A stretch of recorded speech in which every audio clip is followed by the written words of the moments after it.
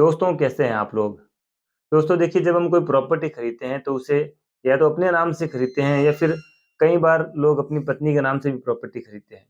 अब यहाँ पर सवाल ये है कि जो प्रॉपर्टी पत्नी के नाम से खरीदी गई है, उसका वास्तविक मालिक क्या पत्नी रहेगी या फिर जिसने पैसे लगाए हैं, पति ने, तो उस प्रॉपर्टी का मालिक पति होगा।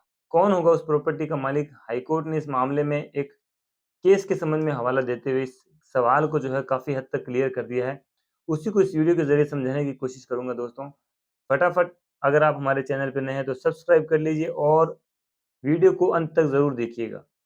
देखिए दोस्तों इसमें मामला ये था कि एक पति और पत्नी की जब शादी होती है तो उसके बाद में कुछ टाइम तक वो साथ रहते हैं।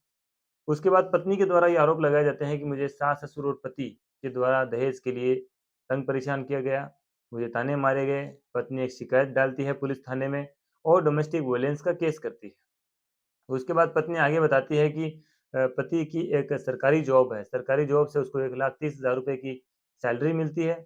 उस सैलरी के आधार पे उन्होंने एक लोन पे फ्लैट लिया। उस फ्लैट में पति-पत्नी रहने लगे। हालाँकि फ्लैट में जब पति-पत्नी रहते थे, तो माँ-बाप उस पुराने वाले मकान में रहते थे, ये पत्नी के आरोप है, जो मैं आपको बता रहा हूँ। उसके बाद पत्नी का ये कहना है कि जो फ्लैट लिया गया, वो मेरे नाम लिया गया और उसके बाद उस फ्लैट में सास-ससुर आके रहने लगे और वहाँ भी मुझे जो है तंग परेशान करने लगे। उसके बाद दोस्तों जो है पत्नी हाई कोर्ट पहुँचती है, मामला हाई कोर्ट तक जाता है।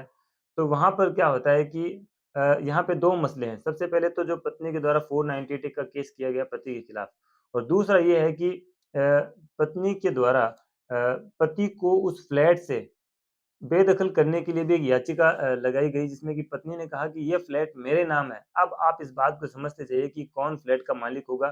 तो पत्नी के नाम अगर फ्लैट किया गया है, तो वो किस तरह से जो है यहाँ पे मुकदमा आगे बढ़ता है, किस तरह से पत्नी ज़िद करती है। पत्नी के द्वारा ये जो है माँग की जाती है कोर्ट से कि मैं इस फ्लैट में अकेले रहना चाहती हूँ, ना सास, ना ससुर और ना पति के साथ में। क्योंकि ये फ्लैट मेरा है, चूँकि इस फ्लैट की रजिस्ट्री मेरे नाम की गई है, इसलिए इस फ्लैट के ऊपर मेरा कब्ज़ा है। अब यहाँ पर पति जो है, पति को बेदखल करने के लिए कोर्ट से पत्नी ने माँग की। अब यहाँ पर देखिए, कोर्ट ने पहले तो जो 17,000 रुपए का लगभग जो अमाउंट है, वो पत्नी के लिए हर महीना पति को आदेश दिया कि आप इतना गुज़ारा भत्ता अपनी पत्नी को देंगे।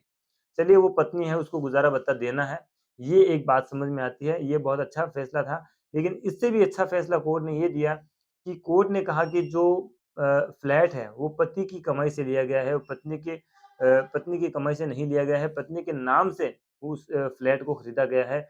अब इसका वास्तविक स्वामी सिर्फ़ और सिर्फ़ पति होगा, यहाँ से जो पत्नी की माँग है कि मेरे पति को इस फ्लैट से बेदखल किया जाए, वहाँ पे उस पत्नी की माँग को कोर्ट ने पूरी तरह से ठुकरा दिया है।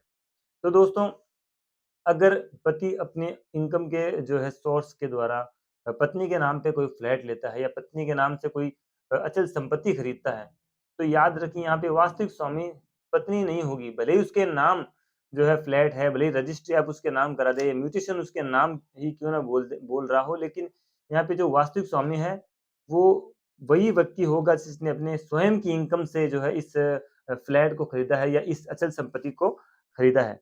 तो दोस्तों वीडियो में दी गई जानकारी आपको अच्छी लगी होगी।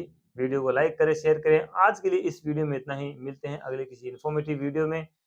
ख़्याल रखिए, सुरक्षित रहिए। तब तक के लिए जय हिंद।